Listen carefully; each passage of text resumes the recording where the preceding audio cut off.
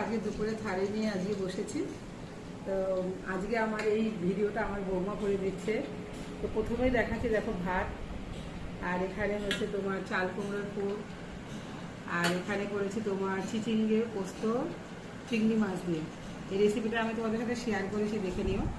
এখানে হচ্ছে ভেন্ডি মানে ঢেঁড়স ভাতে, এখানে হচ্ছে উচ্ছে দিয়ে চাল কুমড়ো তেঁতুর ডাল, আর এখানে হচ্ছে সবজির ঝোল, সব রকম সবজি দিয়ে একটা ঝোল করেছি, আর এটা হচ্ছে ছানার ডালনা।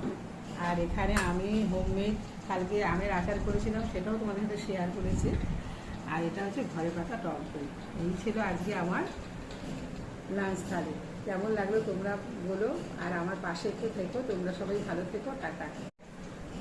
হ্যাঁ, একটু লাইক কমেন্টস আর একটু সাবস্ক্রাইব করে দিও।